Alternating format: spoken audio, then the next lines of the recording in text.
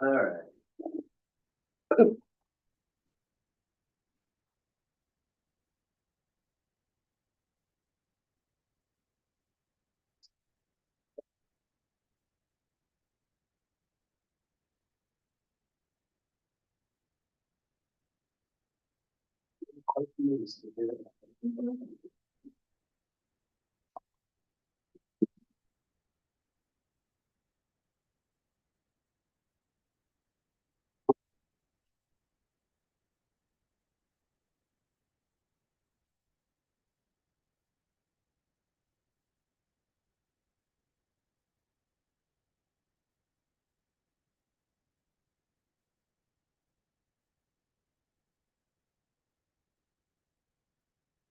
Sorry, I forgot to put on the book.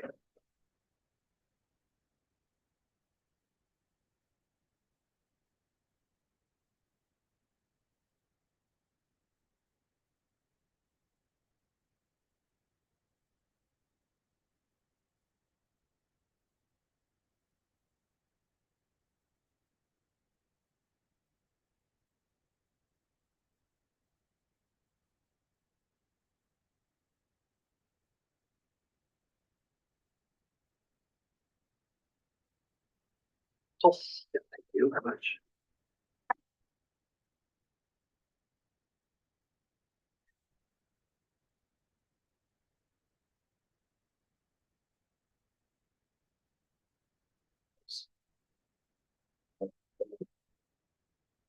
We got four.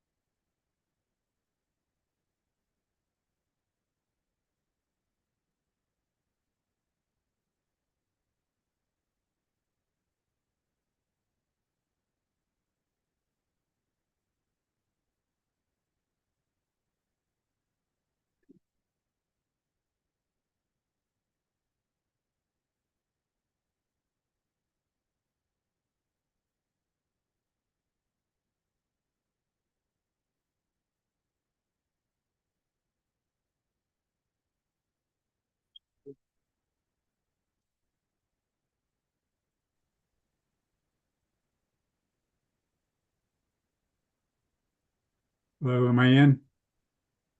Yes, you are. Okay, thank you. So you can see me okay then? Or wait, I guess I'm No, not. we can hear you. We can hear you. We can't see you. I'll try to fix that.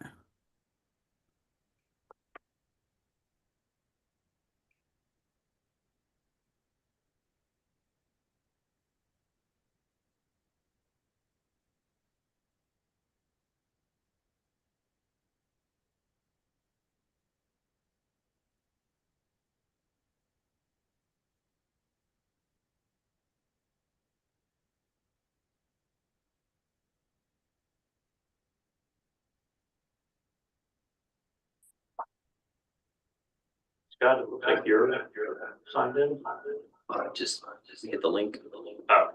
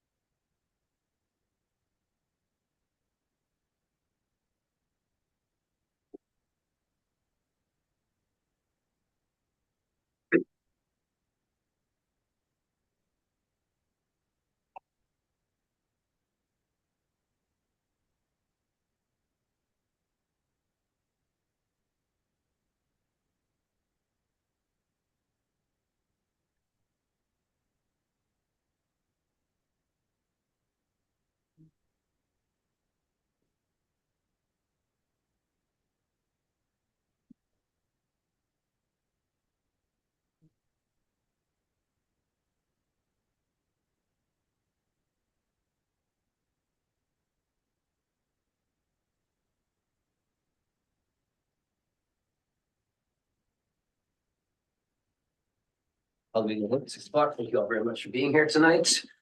So this is a special meeting regarding the budget.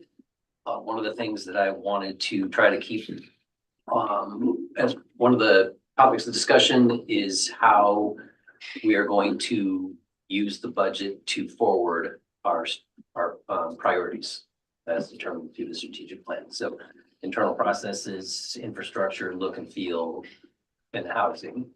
Also, if there's any additional comments or questions on the budget as is, but so far we have not talked about what our priorities are and how we would like the budget to reflect those priorities. So we talked briefly last meeting about a program that the state offers, the CHIPS program that helps us put in infrastructure and that involves working with a developer. So developer in partnership with the city, that one of the components has to do with affordable housing.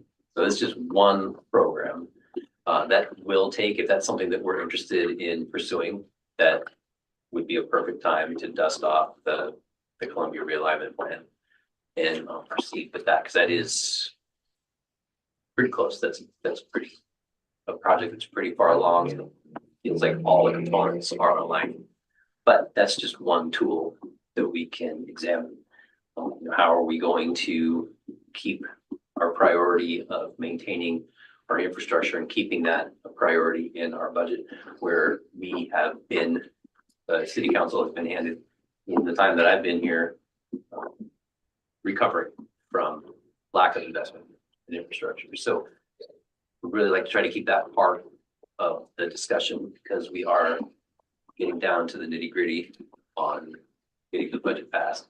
Love to see this budget passed at the next meeting. But we do have, I don't see any reason why we need to wait until December 31st. So we can figure out a way to work out our priorities tonight, or even some thoughts on what that might look like and how we can manipulate the budget to reflect our priorities. So that's my preamble. Anybody have any thoughts? No, other than I think Wes needs to promote me to panelist for my video to work, is what I'm thinking is the deal here. Oh, okay. 1 second. I'll try and do that. Not that it's that big a deal. Okay, I see it. Okay, thank you. No problem.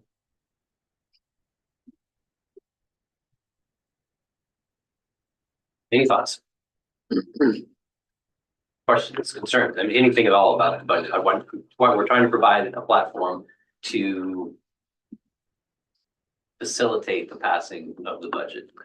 So as I don't have any questions per se about the way the budget's been structured. There's some items in the budget that are set, are a part of it that I would like to see utilized next year, rather than making changes to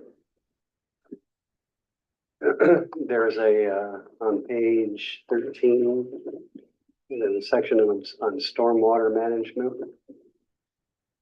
So we've got basically $35,000 set budgeted in that account. I'd like to see at some point that the council choose to provide an ordinance to establish a stormwater fund, or is this stormwater, what am I trying to say? district. District, there you go. Thank you. Mhm. I guess the city is already supposed to be responsible for monitoring existing storm drains or deficiencies, or that it's working properly. And we had talked about the other issue with the 3 different detention ponds here in town. That we continue to work on that, but the first part of that equation would be establishing the stormwater district. And then the other item that I had was on page 7 regarding our parks. budget.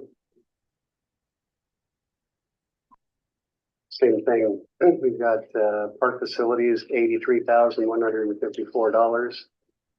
Is any part of that budget being utilized at all for, park strips?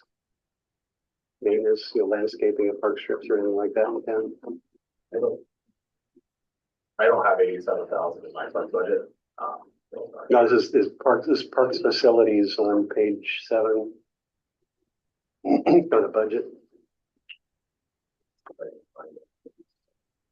My part budget that I see on the public works side is very small. Okay, Yeah, so like is that- $5,000 in maintenance, like up that in this one, so we can do some more sprinkler. there's a park maintenance salary for $30,000. Yeah, Park administrative, so there's basically 83,000. What's that money being used for right now? oh, you're looking at the full number? Mhm. Oh, okay. Okay, yeah.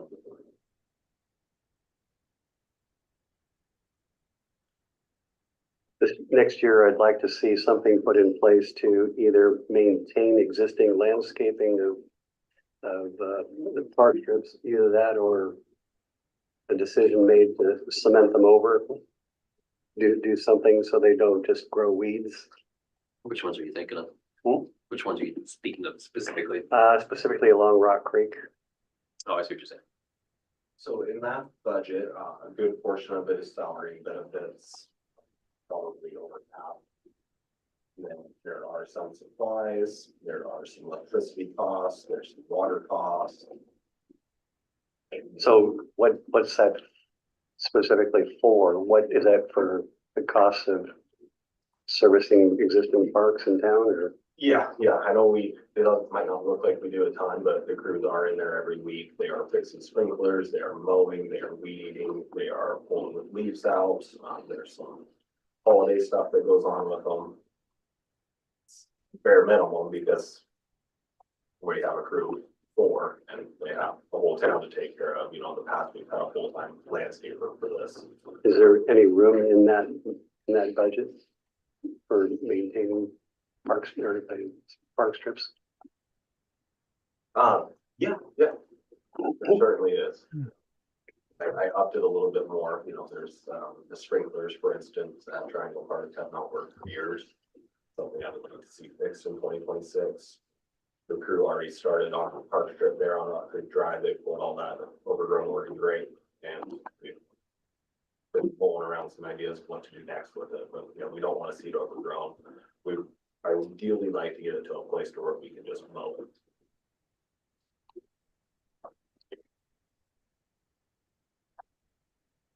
So, yeah, Rock Creek would be concerned, and that's in front of the Haywald Center. It's our retirement community, our county park. I mean, we own the park strip along the street there.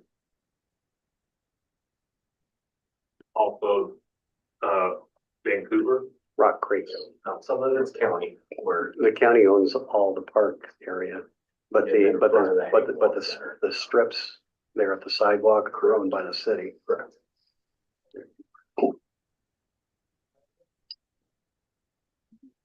And I already talked to Rob Ferris about cleaning up the pavilion in front of the Hagewald, where the Skate park. yeah, Or no, where the bathrooms are. where the, Which ones, the bathrooms or the skate no, parks? where the playground is for the kids yeah, basically they've got that pavilion all loaded up with stuff from Lions Club and a bunch of other stuff that's sitting out there just rotting in the. Fair stuff, yeah. The fair board's been talking about that, cleaning that up. Could I pick up on what Chuck is saying? Sure. I think Chuck has a good point, and I would reiterate that, but what I think would be good, and I don't know if this is what Chuck's saying, but it'd be good to see, is he's right. That whole entrance there comes in the town. All the tourists and everybody else that comes in our town that comes in that way will see that. And if we could really make that shine, that parking strip, in other words, we took care of it as if we wanted it to be perfect. And we already own it, we already have it, it's not a new park or anything, so, and I would think if we could, I know we've hired summer help before, so if we could actually have I would think it'd be not easy, but you could calculate a budget. If we did that right all the way into town along that strip, what would that cost us in the summer for extra help if need be? But also take each of the parks, like Walnut Park. It'd be good to see, well, what's the budget for Walnut Park? If you maybe someday we'd even have a restroom there. That's long term. There's room. But so if Walnut Park were really kept nice, like I know we're trying to do, and then we have a park that a lot of people don't even know about that we own up by the high school. That circular area, I think is Groper Road that goes around it. But a lot of citizens don't even know we own that, and it's a designated park. And then there's a park by the gas station there coming into town. So we have 3 or 4 parks that are designated parks. And if we literally just had a budget for each park, what would it take to maintain that park and to do it right? And money's been a problem in the past. That's why sometimes they aren't watered and stuff. And we've never made up above by the high school that into a park, but it's designated as a park. So what if we put a picnic bench there and mowed it twice? I mean, 3 times, 4 times in the summer, just a picnic bench, a garbage truck, a garbage can, and said, hey, that is your park. We're going to go slow, but we're going to make that into a park. And we have limited funds, so we're just going to start slow. And let people know that is your park. That's in fact one of the few neighborhood parks because it's in the middle of a neighborhood right by the high school, and it's a big enough space to where you could even have concerts and venues there, and even get the high school to have ownership of it. And it's already a city park. So anyway, that was my comment on parks, but I thought I'd dovetail in on what Chuck was saying. Yeah. What I was trying, just to finish that up, what I was really trying to parse out is what monies that are already set aside that are part of that budget item, that $83,154 are currently being expended toward that goal. I wasn't actually necessarily suggesting that we have to come up with additional revenues.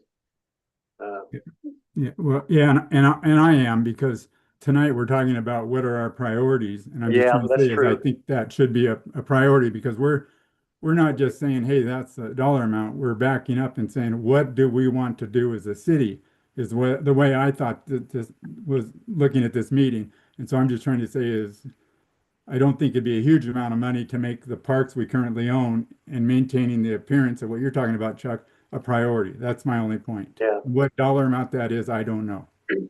Yep. Okay, so far, Thank you. stormwater district, infrastructure, parks, look and feel, I would contend that, and it's something that has popped up fairly regularly, is finishing up, or at least cracking down on the look and feel of the west entrance, and really get into asking that property owner to clean it up and make it more in line with what we're doing with the rest of the city as far as the look and feel. I applaud. Thank you. Well, I would like to ask you to expand on that, because when you say the west entrance, do you mean all of that row along the side by the river, or just the actual a triangle entrance into town, or Right. what specifically the Right, when you come into The whole town, thing. we've been exploring nuisance complaints for Brian Adams' property. Let's Yeah. get Brian Adams to clean up his spot as part of the whatever mechanism we have, but let's keep that at the top of the, brought it to our attention again, or well, not again, keeps coming up. I brought it up the last time, but if we're talking about look and feel, and it's been, well, that's not on our strategic plan. Let's make it part of that, what we feel is a priority for the next year. Well, and as long as I've been coming in here, I know that Mary is who brings it up most often, but she's absolutely not the only person who mentions that Rock Creek Drive, we put in some shrubs and then they didn't quite do what we were hoping that they would do, and some different options. But that is a part. I mean, our parades go through there, or it's on the way to the fairgrounds. I know the staff, like you guys are aware that like it's a big part of the feel of the community. That's a spot, even, from where I live, I walk down and walk around the fairgrounds and come back up, and I'm walking through that area a lot. So it's just one of those that I don't know what that looks like. I know we didn't have the budget. It wasn't in the budget for a full-time landscaping, just like to do just that stuff. I know that we Yeah. looked at that before. And we were trying to get creative on how to come up with that, but I know that is one of those things that, I mean, it's been 4 years. And it's still, that is still the question. What can we do to make that presentable? Because that is such a public facing area, right? Like it is just so. It is a big spot. Enough people drive by there on their way to the lodge, coming back from the lodge, going to all the things at the fairgrounds. We're trying to push, events with, in coordinating with the county, different stuff, but then we have that strip of dead. Everything along the outside. So anyway, I'm not saying no one's doing their best, but that's one of those things that we have not found a resolution in my term for that. Yeah. And one thing I'll add to that is that you mentioned about the full-time landscaper position. I know we had looked at that a few months back about combining that with a custodial role. Mhm. And yeah, I think this is the perfect time to think about that. Is that the right solution to have someone part-time work on the landscaping? Is that the proper use of funds? Does it make more sense to work more closely with the Spruce Up group if they could leverage funding in any way? I'm just not sure what the right answer is to it, but. Right, I'm not saying I Right, have something to the fix, but that's definitely Yeah. been something that it's not like this is the first time that this, I mean, this No. comes up and has come up my entire for the last 4 years. And we have come creatively with some ideas. We split time with somebody from Cassia Lots and with the port, and like we've tried to come up with solutions. But this is still something that just. These are the things that are the face on our city. It's Mhm. what people see when they come into our community. Right. So Okay. the spruce up was a suggestion that I made that, because at the time, we as a group decided not to fund the part-time landscaper position. Right. And asked the Stevenson Downtown Association, they'd be interested in filling the gaps. So getting the volunteers to work on the downtown area it's a lot of work to get volunteers down there. So I don't think that asking that group to get the results that we want in those grass planters is gonna be the solution for us. So like Chuck pointed out at the last meeting, we were looking at the budget and said the budget is balanced as is. And then there was we'll squeeze the balloon, what's gonna happen? So these are the conversations where we're talking about squeezing the balloon. The budget is balanced now, but if we're gonna adjust anything one way or another, then okay, what are we gonna look at that can be manipulated so that we can fund Mhm. our priorities? The thing that I get concerned about is that, we spend a lot of time being penny wise and kind of pound foolish. And some of these things really are not extraordinarily expensive.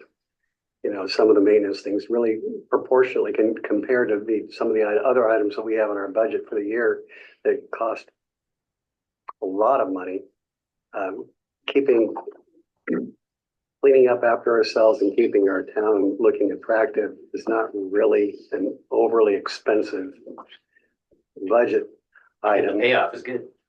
But the payoff is big. You're right. And So maybe it's a creative way, I don't know, Cody, thinking out loud, in the past, it's been a while. We had, a contractor came in, LeSueur. He brought a crew and we just paid him, so then there is no benefits, there is no overtime, it's just, you just come in and just find money in the budget. well, the last thought I had too, and while I appreciate people who take the time to volunteer and they're valuable, probably for single task items, volunteerism is not necessarily a sustainable model, for a city, going forward. If you had to depend on volunteers for everything that got done, things would get done this year, maybe not next year, maybe not the year after. And the reason that was a stopgap because as part of budget discussions, that position wasn't paid for. So if that's something that's important to the city, then the city needs to step up and fund that one way or another. Can I Yeah, it add would have to something? be hiring another individual to. Yeah, give me a second. Or a contractor, by all means, our staff, the four of them do not have the bandwidth. That's where it falls. The money, yeah, we could get the money to put the mulch in, put the plants in, but it's finding that manpower, that labor. That's Or the even- hard part. Contracting it a few times a year, Go ahead, Pat.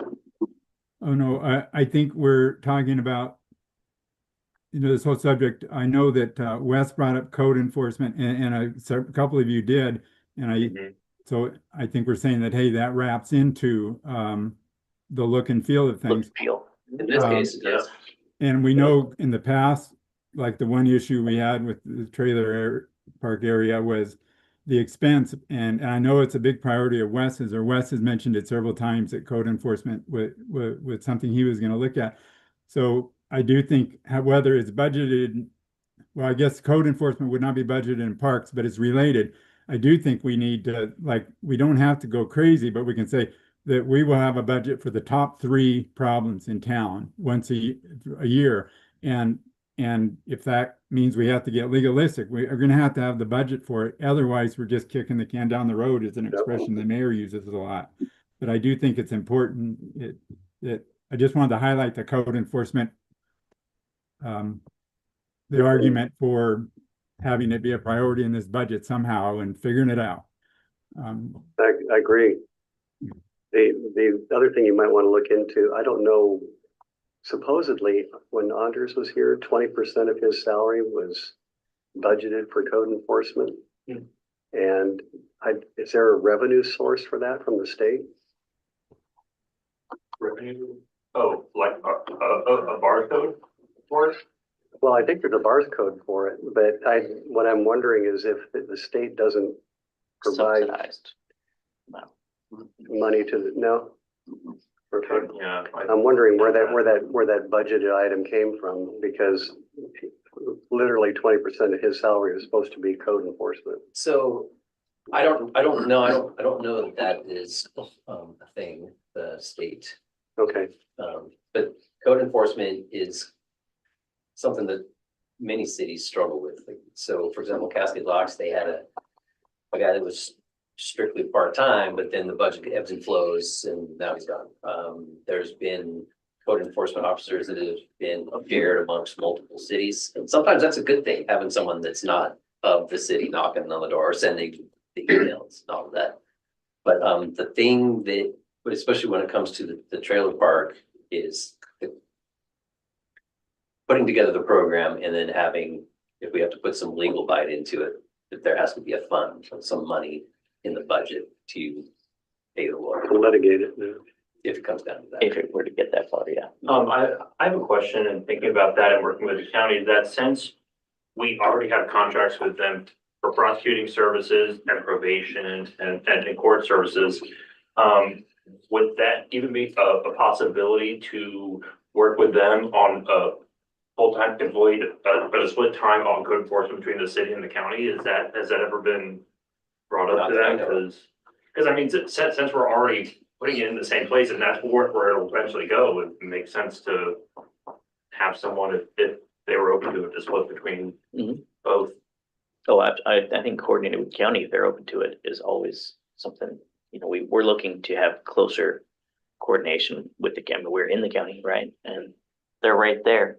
Yeah. And that, I know that it's that their priorities are not always the same as our priorities in every instance because of how much ground they have to cover. But I think this would be an opportunity to at least talk to them, open a discussion.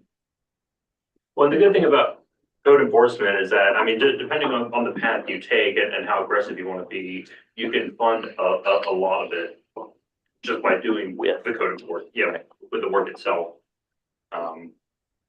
Which is helpful budget wise. Oh, no, I was just gonna say, and also, we do have a contract with them, so there's 2 parts to what that contract, if there's any deliverables that it already gives us, and maybe there isn't, but or if we needed to add to the contract, but if we told them in the past, not necessarily from the city, but I've heard that that's the excuse of why code enforcement hasn't happened in the county. It's that, they blame the prosecutor's office, and that may not be true at all, but if we went to them and said, hey, we're only gonna probably have 2 to 3 cases a year to where we're gonna need your help, And we're even willing, if necessary, to have a change the contract or to add a little budgeting for that if we can, whatever we can afford. And so we're not, in other words, we're not going to be going to the county bugging them all the time. We're only going to have 2 or 3 cases where we're going to want their help on, that we're serious about. However that works out with them. You know. Okay, so that was just one other option to address some of the priorities that have come to meeting before where it was, how does it fit in? So we had a very animated, it was a really great it was a great discussion on the housing. It was a bit of a jag out of nowhere. We spent 20 or 30 minutes at a city council meeting talking about different housing options. What's the one you brought up, pre-approved plans? That was one of the suggestions, yeah. So, Because didn't we have that report from a while ago? yeah, Yeah, and there were several things on there that's not good. I think what we need to do is anything to increase the stock of low income and affordable housing. Build more. What can we do to build more? so the, Require more dense housing in the downtown area. so the thing that has always been kind of perplexing is that we have a goal. We don't know what the path looks like. We don't know what tools are available, there's been multiple meetings where representatives from different cities, like, we just don't know the best way forward. Nobody's been there to lead that discussion. So that's just one frustration. So I don't know that I don't know how to budget money for, let's do this thing without, it's like coming to the table with a problem with no solution. So I don't know if saying we need to have money set aside in case something good pops up. Do we have just a housing bucket that can be spent as needed? I don't know the best foot forward on it. It feels like a nebulous, and it shouldn't be a nebulous project. Well, the CHIP program that you mentioned, I'm assuming they work in concert with cities to develop a plan? Yes, exactly. Okay, that it's in conjunction with a particular project. So there's a low income housing component to it, but there's a couple different parts that have to fall into place, and then they provide Okay, so funding. we need to have somebody that's interested in doing that kind of development to begin with. And we have one. So we do have one. Yeah, there's someone that has shown some interest in developing that empty lot across or next to the dentist's office. No? So that would be the perfect time. We've done a lot of work on the realignment and making that a very attractive parcel. Or we have to have a developer. Those are the components. Public entity like county or city, a developer that's willing to do it, and then the project that they're going to bring to the table. So what do we need to do to get all the constituents together? So it's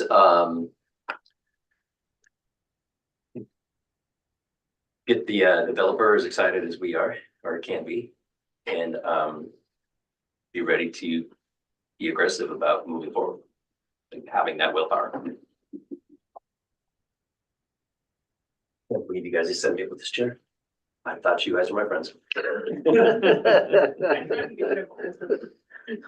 Oh, that's the one that has. I'll get over it. I Yeah, just that's right. have to remember not to lean back. Okay. And regarding, Mr. Mayor, can I say something about the housing? Please do. As I recall, I remember when Mr. McKenzie brought up his thing, and it was, of course, created a firestorm, but I remember Leanna talking about the tools that we had in our toolbox, which were basically waiving fees to make it attractive for a developer to come, that those were the only, that we had certain tools legally we could use. So we do have tools at our disposal that are concrete. And as I look back, and not that we have that particular developer Mr. McKenzie wanting to redo that or even get into that again. But as I look back there, I think, in other words, Chuck talked about stakeholders. I think if the city came along and said, hey, we can waive fees, we can do this and that. If we got the buy-in from whoever was around that development in advance, and so it came to the meeting well prepared with the public in advance of any vote, the public would probably get on our case a lot less, would get on our case less by claiming we were subsidizing private industry and all that. In other words, really do our homework, including the public in it as much as possible. And this is why we want to build it here. And these are the only tools at our disposal to do it. And in the long run, it'll benefit us all. And here's the reasons why. And the beauty of, yes, of course, and the beauty of that particular program is that the city would waive the STC charges so that the developer doesn't have to pay it. But this program pays the city back. The city's not out any money. Yeah. And the developer's not out any money. So bit of a shell game. And to put all of the proverbial eggs in the basket on one project that may or may not come to fruition, we spend, because it's this year, September 26th was the deadline for projects. So obviously that's missed. So it would be, you have to have something in place, and what if it didn't work? And I'm not sure what it costs to put that grant program or that application together. Doesn't feel like there's a lot of money to invest in that process, but we have to be prepared to potentially figure out how to realign the road, or be potentially, how can we gonna sell the part that's moved? And so there's lots of the city has to be prepared. City council has to be prepared to be willing, let's say willing to move forward on projects like that, to generate some forward momentum. Is there anybody in planning that's talking to this developer? He's brought his presentation to Wes and to, and then was in Ben's hands and your hands too, right? A little bit, yeah. So if that's something that we want to potentially move forward with, we should be willing to generate that forward momentum. Well, it's interesting that we're just hearing about this now. What's that? I said, it's interesting that we're just hearing about this now. Oh, I sent the link out a month ago. It was something we talked about at one of the last meetings. This CHIPS program. The CHIPS program, yeah. Yeah. I'm Yeah, talking right. about, the conversation with the developer and everything. Oh, okay. No, that's something that is, I mean, the you know, CHIPS program we've came been up and we said, talking- hey, this guy wants to talk about it, so here we are. We're not tired of, Yeah. it's an exciting opportunity. Yeah. We're And sharing with you. I think what all Dave's saying is it'd be great to see some details on this, because then Sure. it could be, yeah, at some point. And maybe there are no details worked out yet, but it'd be great to, a plan to see something. And I know nobody's saying otherwise that we wouldn't at some point, but it'd be good to see that. It'd be a lot easier to get excited about it once saw that. And then you could start to think, well, who's going to move the road if that's what's required? Do we try to get the developer to do it? In other words, once we're excited about it, it's a lot easier to move forward. Does that make sense? Exactly. Yeah. So that's just one thing that we can take a look at. I wish that I had this way to guide the conversation, except wringing my hands and saying, I wish there was more. So more thoughts? And we can look at what some other, cities and towns have done in housing. I'm wondering if there's options for like acquiring the land for it and leasing it for the purpose of a low-income development. And that is something that we have looked at. That's usually looked at a partner with that group, Mid-Columbia Housing Authority. Mhm. Yeah, Where- and then there's also that nonprofit and Community Roots. They've done some tiny house, modular tiny house developments. That'd been pretty successful. And then we also talked about there's a plan that or a study that we're looking at that would help us figure out what our needs are, and I'm torn on the idea because studies is more talk, it's not do. And then as we get our new city staff up to speed, what is the capacity, what kind of, how big of a project, how big, how many can we sustain, yeah, then we can feel good about starting. So it's a balancing act for now, until we can, you know, some of these ideas, maybe there are modular, just grab it and give it a peek. I don't know that we have to start somewhere, but I just studies is talk. But if you don't know how to spend money, maybe that's the way to figure out where. Or how. Before we leave this discussion, can I make 2 points?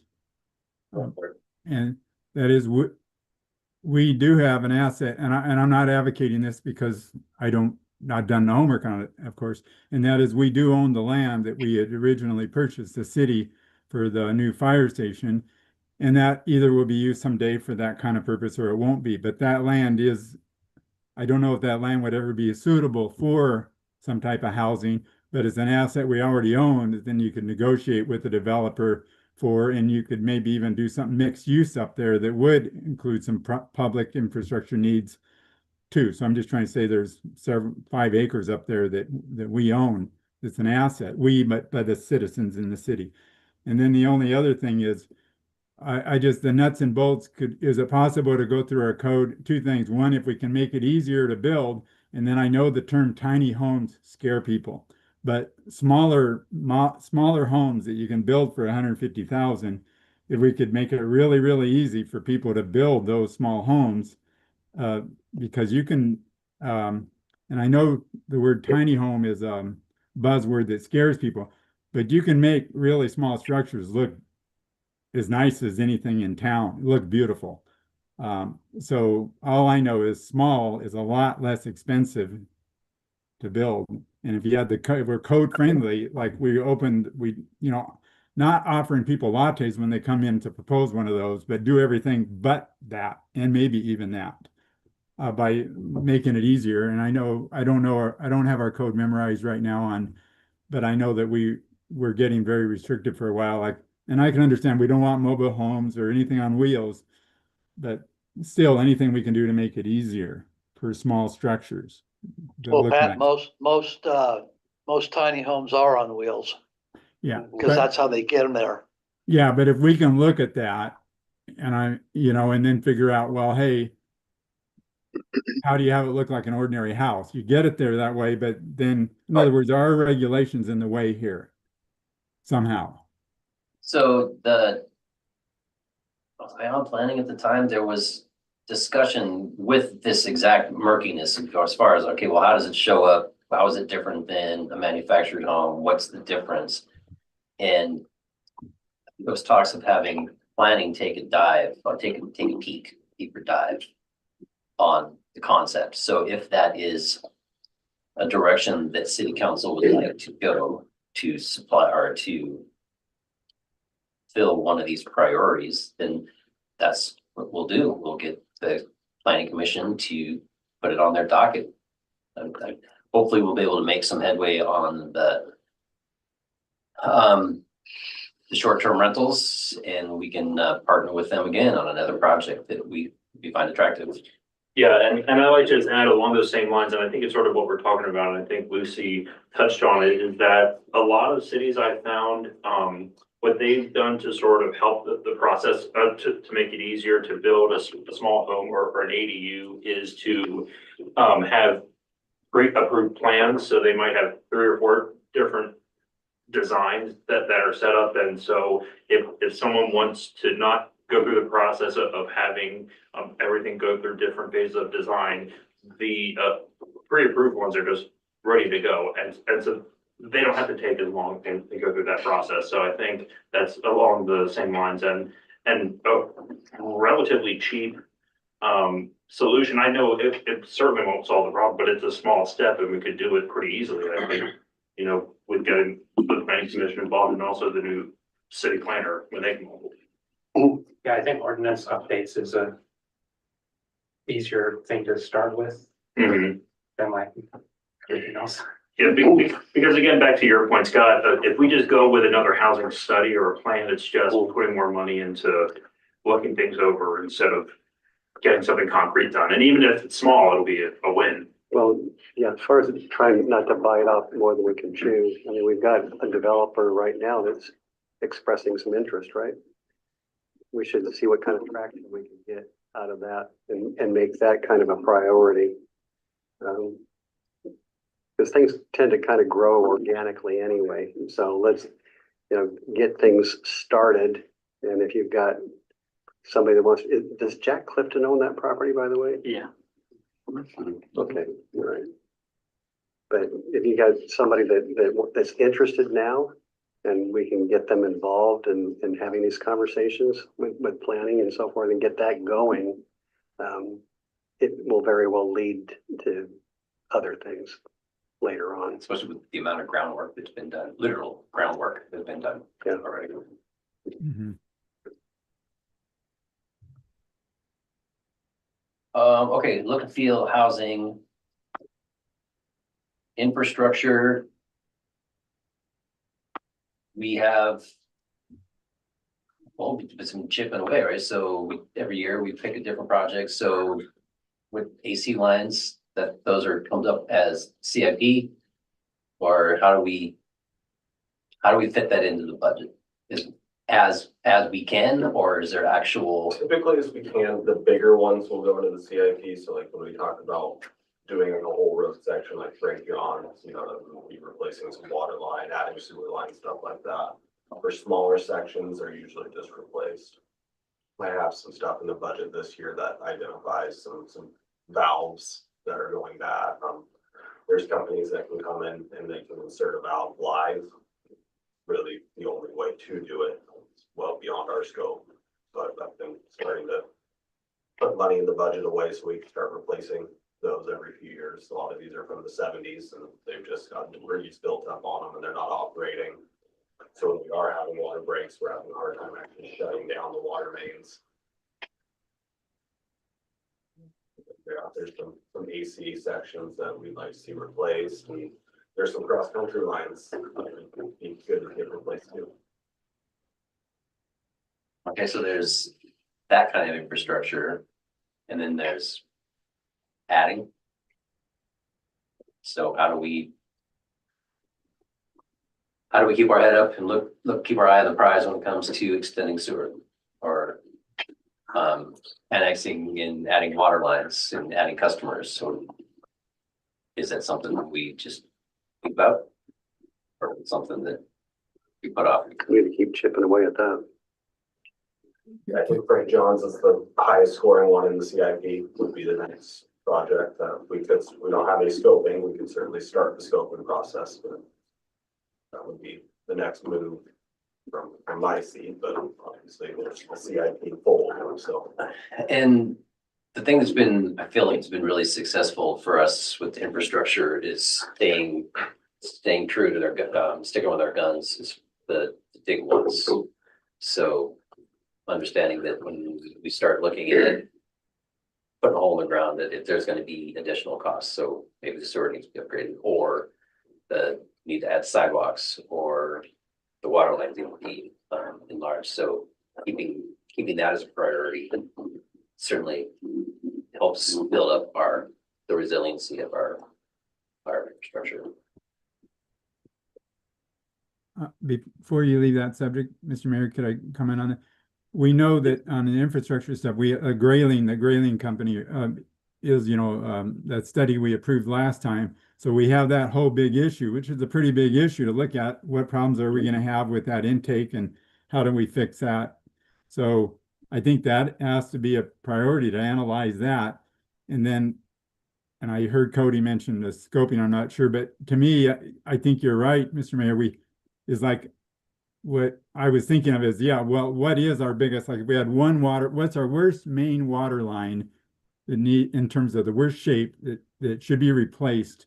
And as soon as we have the funds, and I could see making that a part of like, what's the worst of something we have, and be trying to tackle one or two of those a year if we can.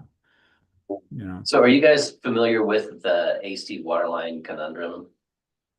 And why it's important that we keep our eye on the ball?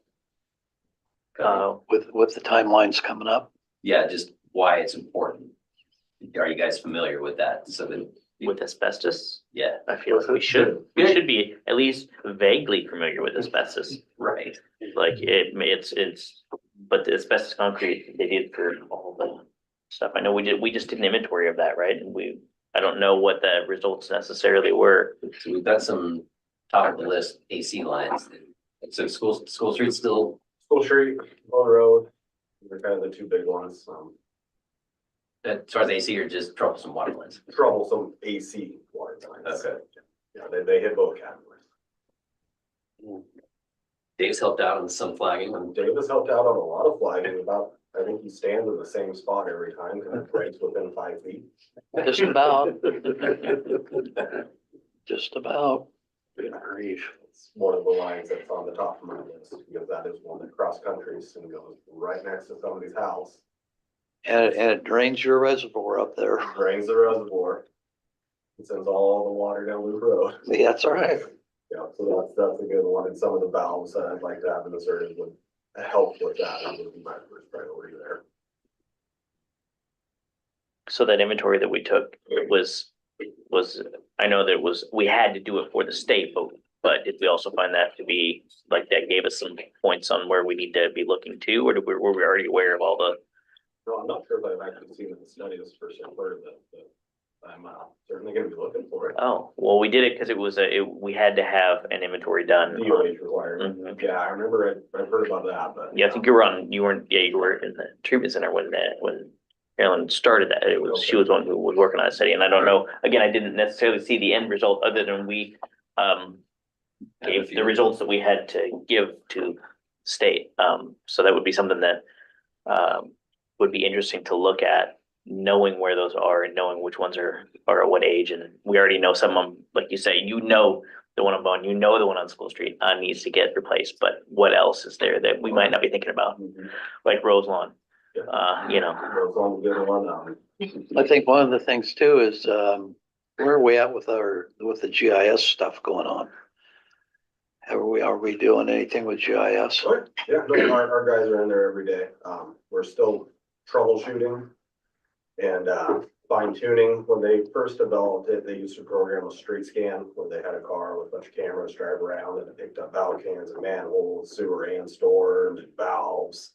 And then helped us map those into our GIS, Uh-huh. but it just hasn't been overly reliable. So we've gone back and forth with Flow Analytics to kind of help pinpoint, troubleshoot, but All you need, Cody, is a Trimble. that's where I'm heading, Dave. All you need is a Right. Trimble, and just start walking around with it and just put it on the little metal plate that you got for a cover and zap it and you're done. No, I wish we would have went that way, and that's the way that. And the I'd like county to go. has 2 of them right now. I'd like to go that way in the spring, as we'll get through winter, but that's one of my spring projects, is to dedicate a few staffs to our GIS. You can even set up a volunteer to do it, because a blind dog with a note in his mouth Yeah. can run a Trimble. Oh, yeah, they're not. And if you had somebody that just volunteered, you just go around, start with all your fire hydrants and do all them. And I mean, I did it for 911. I mean, I know what it takes, and it doesn't take much.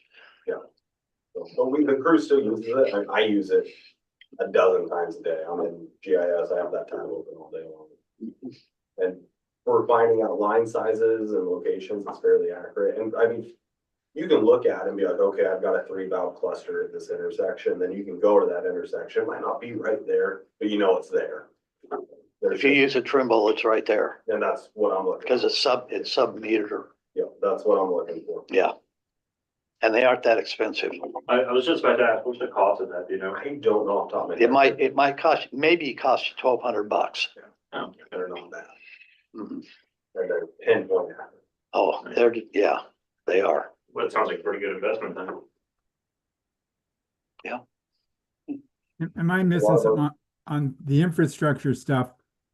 The part that I'm missing here, and probably because I'm having trouble hearing, is next year's budget.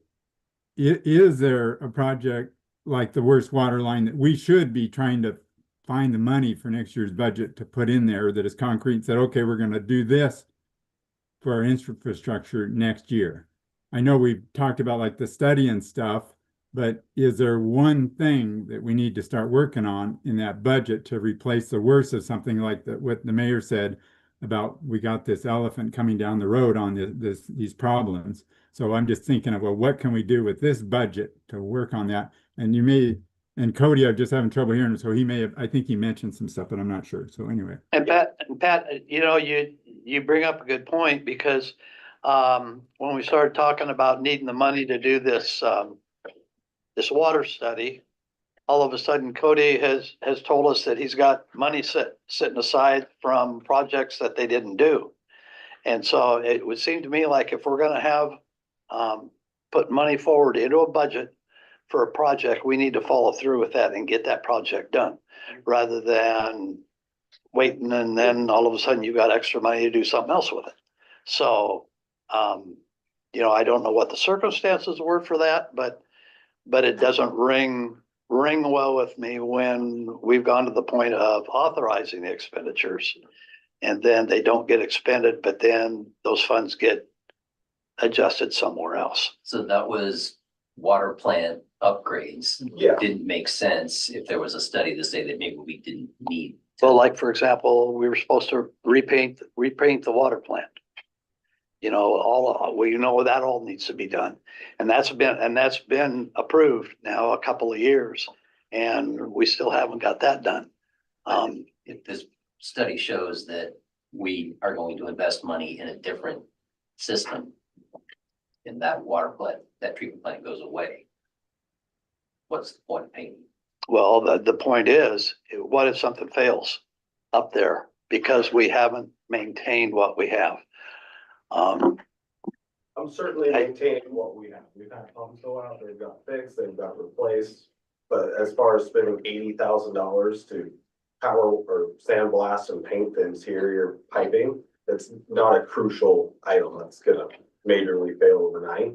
And I had a hard time justifying spending that money when next year we could be putting that money to groundwater. That was where I struggled with it. Okay. And it was mostly that. It's not that I didn't use that money, but I think there was a $40,000 worth of gravel to be used up on LeBlanc.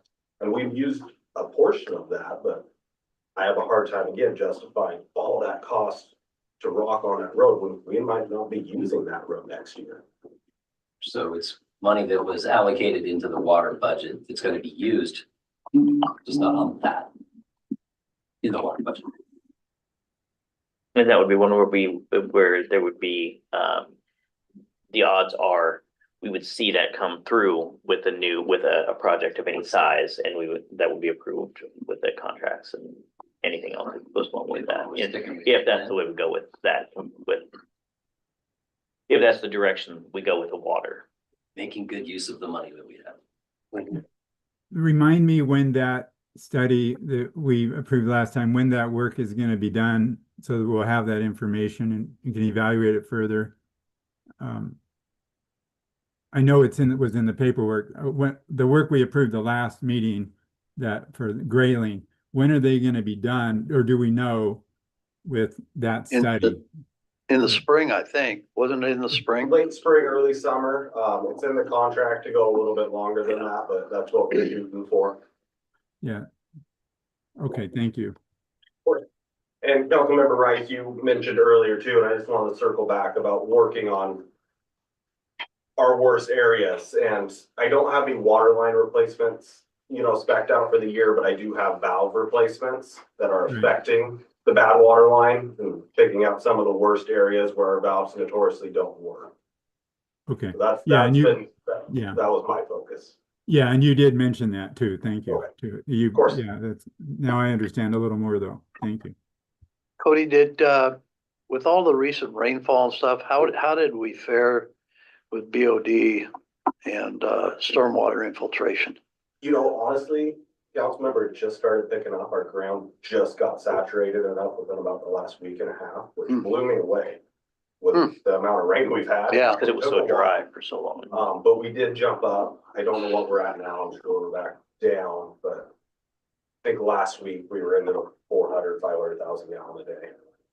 And our BOD and our testing is, we're still processing, being able to mix it back into the anoxic base. Where are we getting our stormwater from? The infiltration, from my understanding, is mostly the east side. Have we scoped all that and tried to figure out where it is and? I believe that has been done. I believe it was done prior to the treatment plant upgrade, and it was determined it was cheaper to upgrade the plant and And treat treat the it. stormwater than it was to fix the I&I issues. Oh, geez. The concern Which means with it's pretty fixing the cheap to fix I&I them? issues would be Pretty- the water's gotta go somewhere. And right now it's going into those lines. Right. And if it doesn't, it's gonna start causing slides and homes and houses and everything that goes with it. That's been my understanding. That's where my understanding is going.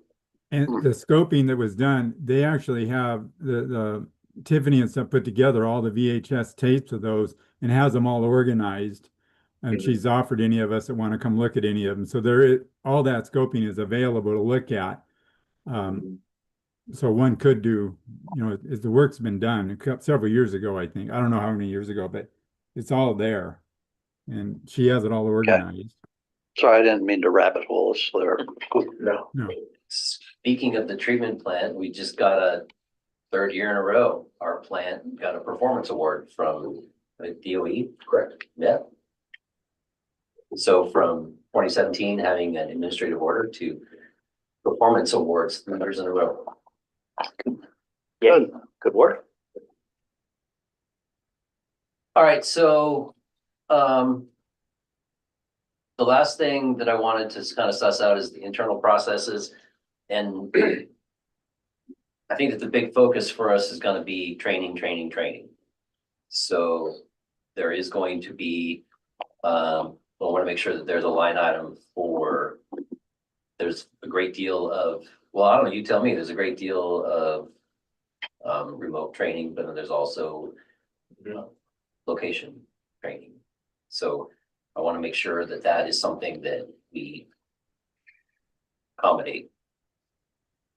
Yeah, I mean, I'm not sure about the exact numbers. I don't know if Jane has some, but I'll just say that that is something I have been really stressing to staff is that if they find any opportunities for training or, workshops, new software that might, in some way help them learn or do their job better, I am very supportive of it. And I hope they do that because, especially given the relative young, tenure of most of our employees, that's crucial.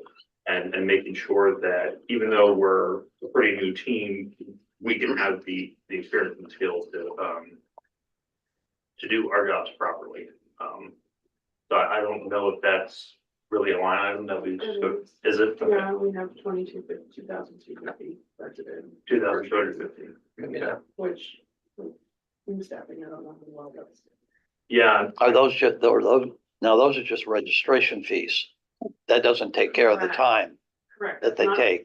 It's not our pay, but right? I mean, our pay. Registration fees, those types of things to Right. be able to Yeah. access that training. yeah, Mhm, yeah, As needed. include that.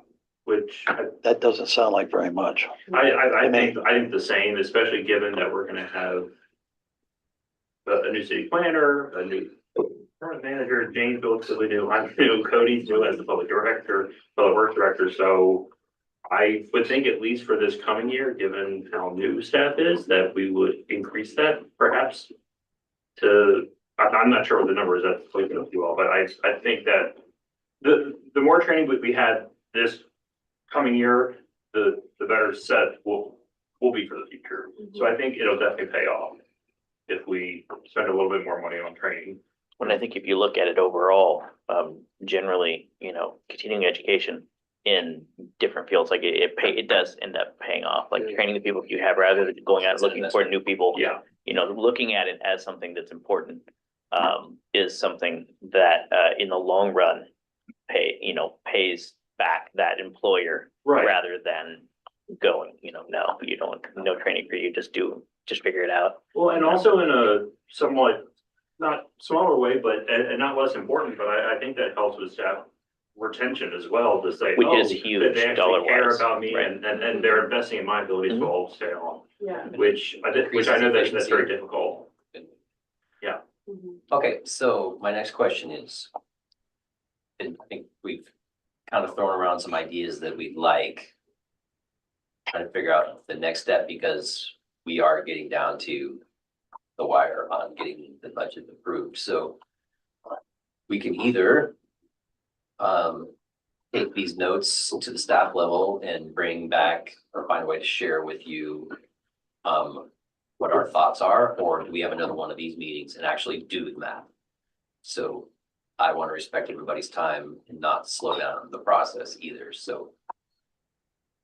Can we do it at the staff level, or would you guys prefer to do it at the table? When we go through and say, maybe we'll start with the staff level and say, these are the things Yeah. we're comfortable I with. mean, and the then bring it discussions that back. we've had tonight, that would be appropriate. Okay, Yeah, I think this I think is a good starting point, and then Yeah. we can take it from there and give you actual numbers to what the budget adjustments might look like. And then Okay. That's take it from there, if that works. I was gonna say, I see that you had $3,000 already allocated for training. So there's the training in different departments. So water training has 6,300. Wastewater has 5,400. Okay, Base is just general training, 2,250. Financial and records that's has financial records, 3,000. yeah, okay. There's a legal line for training for 750. All right, I think that's good.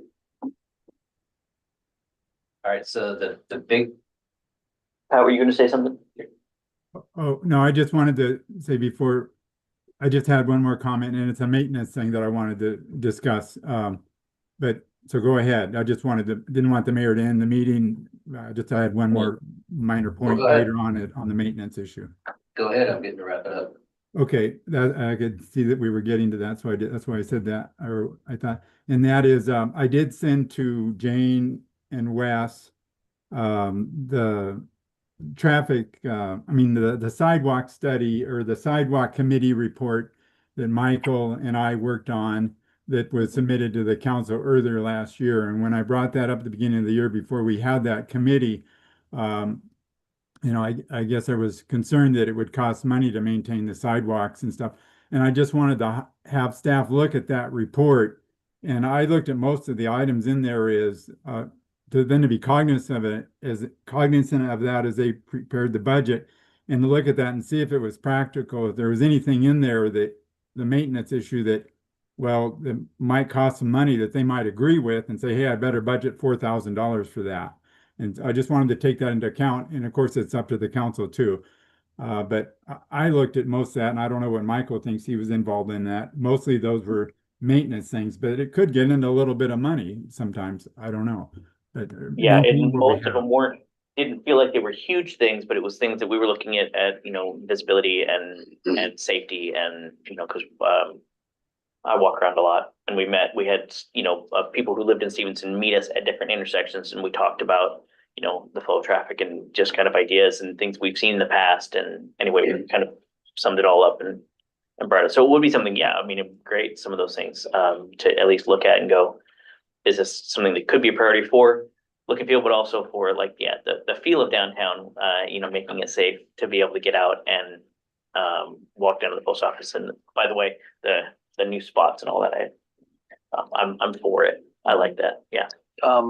And on that note, I've had a couple of folks tell me how uncomfortable they feel on our crosswalks. And the sight distances and things. And they suggested either